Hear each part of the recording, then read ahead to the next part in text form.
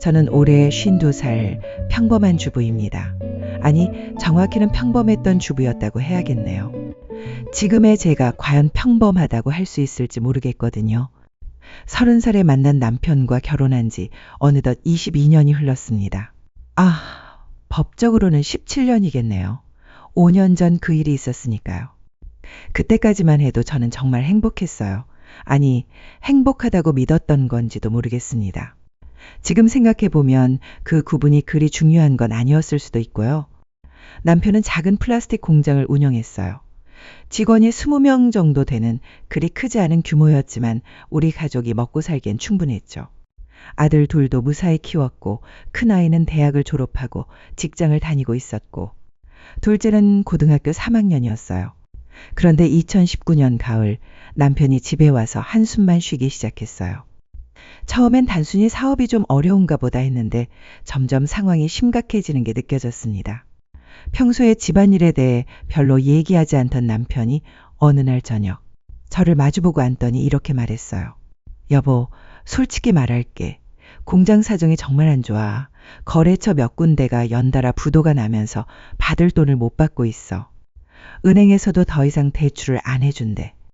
그때 남편의 표정을 지금도 생생히 기억해요. 평생 처음 보는 그런 절망적인 얼굴이었어요. 22살에 맨손으로 시작해서 여기까지 일궈낸 사람의 얼굴이라고는 믿기 어려울 정도로 초라하고 지쳐 보였죠. 그래서 어떻게 하려고? 제가 물었을 때 남편은 한동안 말을 못했어요. 그러다가 작은 목소리로 말했습니다. 집이라도 지키려면 위장이 혼을 해야 할 것 같아. 위장이 혼. 드라마에서나 들어본 그 말이 우리 집 거실에서 나오다니. 처음엔 농담인 줄 알았어요. 하지만 남편의 표정은 진지했고 그 후 몇 주 동안 계속해서 그 얘기가 나왔어요. 다른 방법이 정말 없을까? 없어. 빚이 너무 커. 이대로 가면 집까지 날아가. 그러면 우리 가족이 갈 곳이 없어져. 남편의 설명을 들어보니 상황이 정말 심각했어요. 공장 부도 위기는 물론이고 개인 보증을 선 돈까지 합치면 거의 10억 원에 가까운 빚이 있다고 했어요. 집이 유일한 재산인데 그마저 날아가면 정말 길거리에 나앉을 판이었죠. 그때 저는 정말 고민이 많았어요. 위장이 혼이라는 게 얼마나 위험한 일인지 몰랐던 건 아니에요. 하지만 가족을 위해서라면, 그리고 지금까지 힘들게 일궈온 우리 삶을 지키기 위해서라면 해볼 만한 일이라고 생각했어요. 정말 괜찮을까? 법적으로 남이 되는 건데. 서류상으로만 그런 거야. 우리가 어디 가겠어? 계속 함께 살 거고 다시 공장이 안정되면 바로 재혼하자. 남편의 말을 들으니 그럴듯했어요. 실제로 우리는 계속 함께 살 거고 단지 법적으로만 이혼한 상태가 되는 것뿐이니까요. 그리고 무엇보다 그때까지 22년 동안 남편을 믿고 살아왔는데 이 순간에 의심할 이유가 있었을까요? 결국 우리는 2019년 12월에 협의 이혼을 했어요. 집은 제 명의로 옮겨졌고 남편은 원룸 하나를 얻어서 거기에 주민등록을 옮겼죠. 물론 실제로는 계속 우리 집에서 함께 살았어요. 이혼 직후 몇 달 동안은 정말 힘들었어요. 남편은 공장 정리하느라 밤낮을 가리지 않고 뛰어다녔고 저는 집에서 불안한 마음으로 기다리는 날들이 계속됐죠. 그래도 우리는 함께 이 위기를 극복해 나가고 있다고 생각했어요. 그런데 신기하게도 정말로 상황이 나아지기 시작했어요. 2020년 코로나19 때문에 오히려 플라스틱 용기 수요가 늘어나면서 공장 매출이 회복되기 시작한 거예요. 남편은 정말 기뻐했어요. 그리고 저에게 약속했죠. 조금만 더 기다려. 빚을 다 갚고 공장이 완전히 안정되면 바로 재혼하자. 저는 믿었어요. 지금까지 평생을 함께한 사람인데 그 사람을 믿지 않으면 누구를 믿겠어요? 그리고 실제로 우리는 여전히 함께 살고 있었고 아이들도 아버지가 집에 있으니까 별로 달라진 게 없다고 생각하는 것 같았어요. 하지만 지금 생각해보면 그때부터 이미 조금씩 변화가 시작되고 있었던 것 같아요. 제가 너무 믿음이 깊었던 건지 아니면 보고 싶은 것만 보려고 했던 건지는 모르겠지만요. 2021년이 되면서 남편의 공장은 정말로 완전히 회복됐어요. 코로나19로 인한 특수까지 겹치면서 매출이 전년보다 2배 이상 늘었다고 했어요. 빚도 거의 다 갚았고 새로운 기계도 들여놓았다고 자랑하듯 말했죠. 이제 정말 안정됐어. 조금만 더 기다리면 우리 다시 재혼할 수 있어. 그런데 이상했어요. 공장이 잘 된다고 하는데 제가 받는 생활비는 오히려 줄어들었어요. 전에는 한 달에 200만 원씩 주던 게 150만 원, 100만 원으로 점점 줄어들었죠. 물어보면 아직 완전히 안정된 건 아니야. 조금만 더 참아라고 하더라고요. 그리고 남편이 집에 오는 시간도 점점 늦어졌어요. 예전에는 아무리 늦어도 저녁 8시면 집에 왔는데 이제는 밤 10시, 11시가 되어서야 들어왔어요. 주말에도 일이 있다며 나가는 경우가 많아졌고요. 요즘 왜 이렇게 늦어? 몸 상하겠어. 제가 걱정스러운 마음으로 물으면 남편은 피곤한 표정을 지으며 대답했어요. 사업이 커지니까 할 일이 많아진 거야. 이해해줘. 그렇다고 하니까 그러려니 했어요. 하지만 뭔가 이상한 기분이 계속 들었어요. 예전에 남편 같지 않았달까요? 전에는 집에 오면 그날 있었던 일들을 이것저것 얘기해주곤 했는데 이제는 말수도 줄었고 저와 눈도 잘 안 마주치려고 하는 것 같았어요. 가장 이상했던 건 휴대폰이었어요. 예전에는 휴대폰을 아무렇게나 테이블 위에 올려놓고 다녔는데 이제는 항상 몸에 지니고 다니더라고요. 화장실에 갈 때도 샤워할 때도 가져가고요. 그리고 휴대폰이 울리면 다른 방으로 가서 통화를 했어요. 2021년 여름쯤 저는 정말 궁금해져서 남편에게 물어봤어요. 여보, 우리 언제 재혼할 거야? 공장도 안정됐다고 했잖아. 그때 남편의 반응이 지금도 생생해요. 순간적으로 당황하는 표정을 지었다가 이내 평소처럼 돌아왔어요. 아직 좀 더 기다려야 해. 완전히 안정되려면 시간이 더 필요해. 그럼 언제? 내년쯤. 아니, 내후년쯤 되면 확실할 거야. 내후년? 그때 처음으로 의심이 들었어요. 처음 위장이 혼할 때는 1-2년이면 된다고 했는데 이제 와서 내후년이라뇨. 뭔가 이상했지만 그래도 완전히 의심하지는 않았어요. 워낙 오랫동안 믿고 살아온 사람이니까요. 그런데 정말 결정적인 순간이 왔어요. 2021년 가을 제가 시장에 장을 보러 갔다가 동네 아줌마 한 분을 만났는데 그분이 저에게 이상한 말을 했어요. 요즘 남편분 안 보이던데 어디 가셨어요? 네? 집에 있는데요. 아니에요. 며칠 전에 봤는데 젊은 여자랑 같이 걸어가시더라고요. 그것도 손까지 잡고. 순간 머릿속이 하얘졌어요. 하지만 곧 정신을 차리고 답했죠. 아, 그건 아마 직원이나 거래처 사람일 거예요. 그런가요? 근데 분위기가 그런 게 아니었는데 집에 돌아와서 곰곰 생각해 봤어요. 설마 하는 마음이 들었지만 한편으로는 그동안 이상했던 남편의 행동들이 조금씩 설명되는 것 같기도 했어요. 늦은 귀가, 줄어든 생활비, 휴대폰에 대한 예민함. 그날 밤 남편이 집에 왔을 때 슬쩍 떠봤어요. 오늘 누구 만났어? 거래처 사람들 좀 만났어. 왜? 여자도 있었어? 그때 남편의 표정이 순간적으로 굳어졌어요. 그리고는 짜증을 내며 대답했죠. 무슨 소리야. 일하는데 남자만 있겠어? 여직원도 있고 거래처에도 여자들 있지. 아니야. 그냥 궁금해서. 요즘 왜 이래? 자꾸 이상한 걸 묻고 나 일하느라 힘든데 집에 와서까지 이런 소리 듣기 싫어. 그렇게 말하고는 방으로 들어가 버렸어요.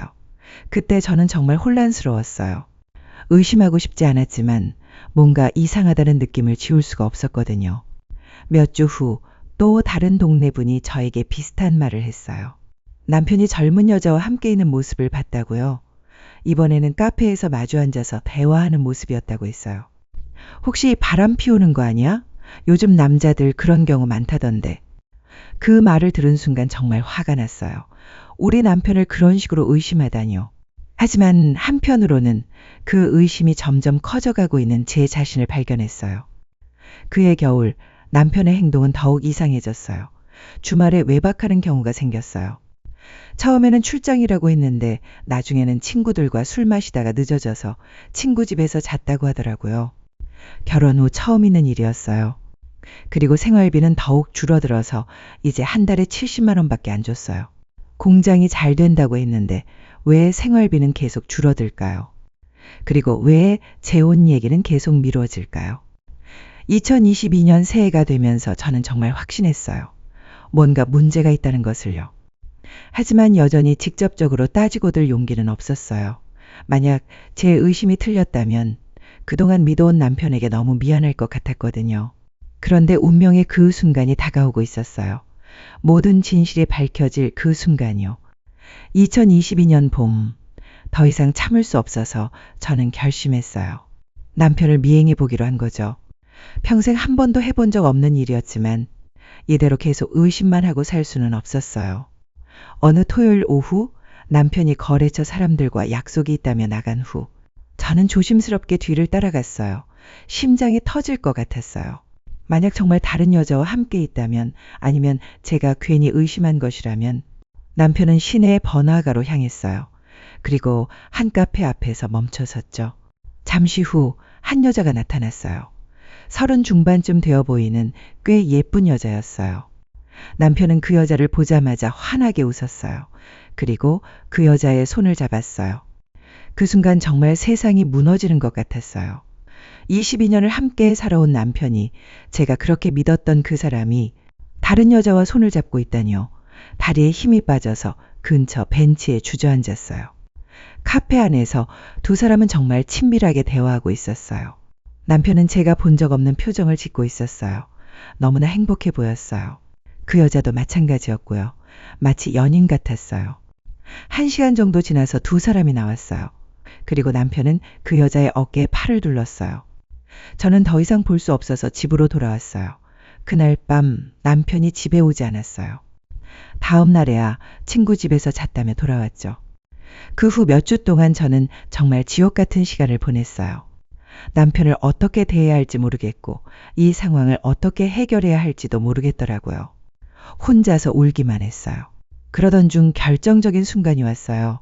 2022년 5월 어느 날 남편이 출장을 간다며 2박 3일 동안 집을 비운 사이 저는 남편의 옷장을 뒤져봤어요. 그리고 발견했어요. 남편의 지갑 속에 있던 작은 메모지를요. 사랑하는 민정아, 우리 곧 함께 살 수 있게 될 거야. 조금만 더 기다려. 마이너스 준호. 민정이라는 이름과 함께 적힌 그 메모를 보는 순간 모든 게 확실해졌어요. 남편이 정말 바람을 피우고 있었던 거예요. 그리고 그 여자와 함께 살 계획까지 세우고 있었던 거죠. 그날 밤 출장에서 돌아온 남편을 기다리고 있었어요. 더 이상 모른 척할 수 없었어요. 여보, 얘기 좀 하자. 뭔 얘기? 민정이가 누구야? 그 순간 남편의 얼굴이 창백해졌어요. 하지만 이내 태어난 척하며 대답했죠. 민정이? 누구 말하는 거야? 지갑에서 봤어. 그 메모.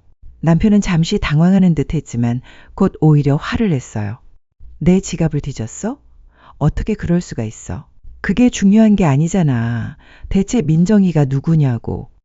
그때 남편이 한숨을 쉬며 소파에 앉더니 정말 충격적인 말을 했어요. 알았어. 솔직히 말할게. 5년 전부터 사랑하는 사람이 있어. 5년 전? 그럼 위장이 혼하기도 전부터. 저는 정말 말이 안 나왔어요. 5년 전부터. 처음에는 그냥 친구 사이였는데 점점 가까워졌어. 그리고 지금은 정말 사랑하는 사이야. 그럼 위장이혼은? 그것도 물론 공장 때문이기도 했지만 솔직히 말하면 민정이와 함께 살고 싶어서이기도 했어. 그 말을 들은 순간 정말 세상이 무너지는 것 같았어요. 위장이혼도 가족을 위한 것이 아니라 다른 여자와 살기 위한 핑계였다니요. 그럼 지금까지 나한테 거짓말한 거네? 거짓말이라기보다는 너한테 상처 주기 싫어서 그런 거야. 상처 주기 싫어서? 지금 나한테 얼마나 큰 상처를 주고 있는지 알아? 남편은 잠시 침묵하더니 더욱 충격적인 말을 했어요. 미안해. 하지만 이제 와서 어쩔 수 없잖아. 우리는 이미 남이야. 법적으로. 남이라고? 우리는 이미 이혼했어. 그리고 나는 이제 민정이랑 함께 살고 싶어. 그때 저는 정말 미칠 것 같았어요. 가족을 위해서라고 함께 위기를 극복해 보자고 했던 그 말들이 모두 거짓말이었던 거예요. 그럼 지금까지 나는 뭐였어? 바보였어? 바보는 아니지. 하지만 이미 끝난 관계야. 너도 이제 새로운 삶을 찾아보는 게 좋을 거야. 새로운 삶. 52살에 무슨 새로운 삶을 찾으라는 거예요? 22년을 함께 살면서 그 사람만 믿고 살았는데 이제 와서 새로운 삶을 찾으라니요. 당신 정말 이럴 거야? 미안해. 하지만 이게 현실이야. 그날 밤 남편은 짐을 챙겨서 나갔어요. 그리고 며칠 후 저에게 문자를 보냈어요. 민정이랑 함께 살기로 했어. 집은 4명이로 되어 있으니까 계속 살아. 생활비는 당분간 계속 줄게. 당분간이라고? 22년 동안 함께 살았는데 이제 와서 당분간이라뇨. 그때 저는 정말 절망했어요. 세상에서 가장 믿었던 사람에게 배신당한 기분이었어요. 하지만 이게 끝이 아니었어요. 더 큰 반전이 기다리고 있었거든요. 남편이 집을 나간 후 1달 정도가 지났을 때 저는 더 이상 혼자 끙끙 앓고 있을 수 없어서 가까운 친구에게 이 모든 상황을 털어놓았어요. 그 친구는 제 이야기를 들어보더니 이렇게 말했어요. 그 여자를 한번 만나보는 게 어때? 궁금하지 않아? 처음에는 그럴 용기가 없었어요. 하지만 며칠 더 생각해보니 정말 궁금하더라고요. 대체 어떤 여자길래 남편이 22년 결혼 생활을 포기했을까요? 그래서 저는 남편을 다시 미행했어요. 그리고 그 여자가 일하는 곳을 알아냈어요. 시내에 있는 작은 미용실이었어요. 며칠 동안 고민하다가 용기를 내서 그 미용실에 갔어요. 파마 좀 해주세요. 네, 어떤 스타일로 하시겠어요? 가까이서 본 그 여자는 사진보다 더 예뻤어요. 그리고 굉장히 친절했어요. 저는 파마를 하면서 조심스럽게 대화를 시도했어요. 사장님, 결혼하셨어요? 아니요, 아직 안 했어요. 사실 연애는 하고 있는데. 그래요? 어떤 분이세요? 좀 복잡해요. 나이 차이도 좀 나고 그분이 이혼 상태라서요. 이혼 상태? 그 말을 들은 순간 가슴이 철렁했어요. 설마 남편이 자신을 이혼한 상태라고 말했을까요? 이혼하신 지 오래됐어요? 글쎄요, 몇 년 된 것 같은데 정확히는 잘 모르겠어요. 그분이 자세히 얘기 안 하셔서요. 몇 년, 남편은 분명 이혼했다고 했는데 정확한 시기는 말하지 않았나 보네요. 저는 더 깊이 물어보고 싶었지만 너무 노골적으로 물어보면 이상할 것 같아서 그만뒀어요. 파마를 마치고 나오면서 저는 정말 복잡한 심경이었어요. 그 여자가 나쁜 사람 같지는 않았어요. 오히려 순수해 보였어요. 혹시 그 여자도 남편에게 속고 있는 건 아닐까요? 그 후 몇 주 동안 저는 정말 고민이 많았어요. 남편은 가끔 연락해서 생활비를 조금씩 주긴 했지만 점점 그 액수도 줄어들었어요. 그리고 재혼 얘기는 아예 꺼내지도 않았어요. 이제 정말 끝났구나 싶었어요. 그런데 어느 날 정말 뜻밖의 일이 벌어졌어요. 그 여자, 민정 씨가 제게 연락을 한 거예요. 어떻게 제 연락처를 알았는지는 모르겠지만 갑자기 문자가 왔어요. 혹시 김준호 씨 부인이세요? 만나서 얘기 좀 했으면 좋겠어요. 처음엔 무서웠어요. 혹시 저를 원망하거나 화를 내는 건 아닐까요? 하지만 호기심이 더 컸어요. 그래서 만나기로 했어요. 약속 장소는 조용한 카페였어요. 민정 씨는 저를 보자마자 고개를 숙였어요. 죄송해요. 정말 죄송해요. 무슨 말씀을? 사실 저도 몰랐어요. 준호 씨가 정말 이혼했는지. 그 말을 들은 순간 저는 깜짝 놀랐어요. 남편이 이혼했다고 말하지 않았다는 건가요? 무슨 말씀이세요? 처음에 준호 씨가 저한테 말한 건 부인과 별거 중이라는 거였어요. 이혼 얘기는 나중에 나왔고 그것도 확실하지 않다고 했어요. 별거 중이라고? 네, 그래서 저도 계속 조심스러웠어요. 혹시 아직 부인이 있는 건 아닌가 해서요. 민정 씨의 말을 들어보니 남편은 그 여자에게도 완전히 솔직하지 않았던 것 같았어요. 저에게는 위장 이혼이라며 결혼 생활을 유지했고 그 여자에게는 이혼한 돌싱인 척 했던 거죠. 그럼 언제부터 만나신 거예요? 5년 전부터요. 처음엔 그냥 친구 사이였는데 점점 가까워졌어요. 그런데 준호 씨가 계속 애매하게 얘기하는 거예요. 이혼했다고 했다가 소송 중이라고도 하고 애 때문에 복잡한 상황이라고도 하고. 그런데 왜 갑자기 저한테 연락하신 거예요? 민정 씨는 잠시 망설이더니 조심스럽게 말했어요. 사실 며칠 전에 준호 씨 휴대폰을 잠깐 봤어요. 그런데 아직도 사모님한테 생활비를 보내고 있더라고요. 더 자세히 알아보니까 준호 씨가 아직도 사모님 집에 주민등록이 되어 있다는 걸 알았어요. 네? 그리고 그 집에 가서 자기도 하고 생활한다는 걸 알았어요. 그때 확신했어요. 법적으로 이혼이었다고 했을 뿐 전부인과의 결혼 생활은 끝이 난 게 아니구나. 민정 씨의 말을 들으니 모든 게 말이 되었어요. 남편은 저에게는 위장 이혼일 뿐 저와 부부라고 했었고 그 여자에게는 이혼한 돌싱남이라고 했던 거예요. 그리고 실제로는 둘 다 속이고 있었던 거죠. 그럼 이제 어떻게 하실 거예요? 저는 이제 그만할 생각이에요. 이렇게 속이면서 사는 건 옳지 않은 것 같아요. 그때 저는 정말 복잡한 심경이었어요. 한편으로는 그 여자가 물러서 주니까 다행이었지만 다른 한편으로는 남편의 그런 이중적인 모습에 더욱 실망했어요. 사모님, 정말 죄송해요. 저도 모르고 한 일이지만 아니에요. 당신도 피해자예요. 집에 돌아와서 저는 모든 상황을 정리해봤어요.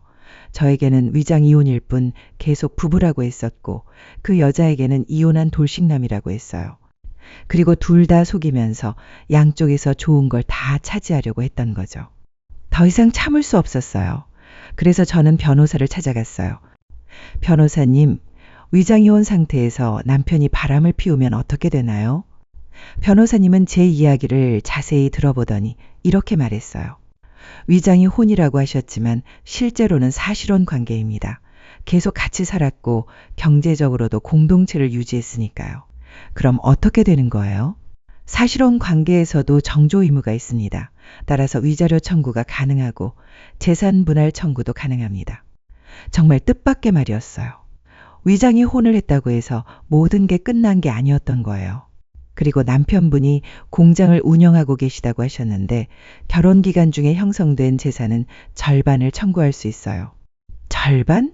그 말을 들은 순간 정말 놀랐어요. 남편은 저를 버리고 다른 여자와 살면서도 법적으로는 제가 보호받을 수 있었던 거예요. 그럼 어떻게 하면 되나요? 먼저 증거를 수집해야 합니다. 불륜의 증거, 사실혼 관계의 증거, 재산 현황 등을 정리해서 소송을 준비해야 해요. 그날부터 저는 정말 바빠졌어요. 남편의 불륜 증거를 수집하고 그동안 함께 살았던 증거들을 정리했어요. 그리고 공장의 재산 현황도 알아봤어요. 몇 개월 후 모든 준비를 마치고 소송을 제기했어요. 남편은 처음에 황당해했지만 점점 상황이 자신에게 불리하다는 걸 깨달았어요. 여보, 우리 이럴 필요 없잖아. 그냥 조용히 정리하자. 이미 늦었어요.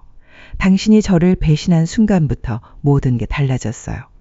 재판은 몇 달 동안 계속됐어요. 하지만 결과는 저에게 유리했어요.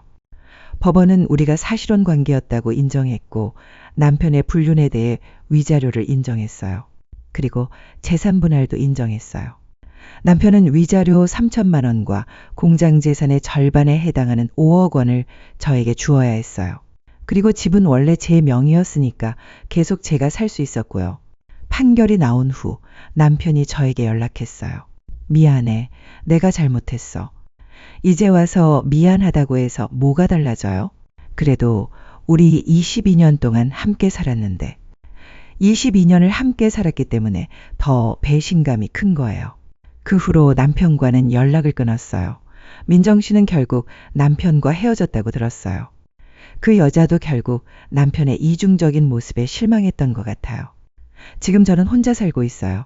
처음엔 외로웠지만 점점 적응하고 있어요.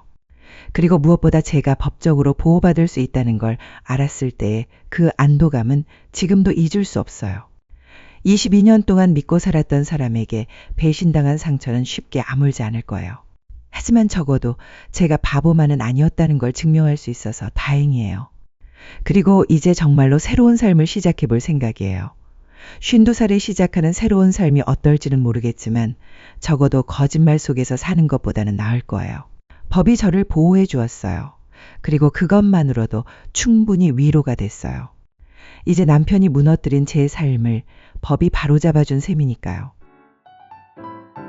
오늘의 사연도 재미있으셨다면 구독과 좋아요 꾹 눌러주세요.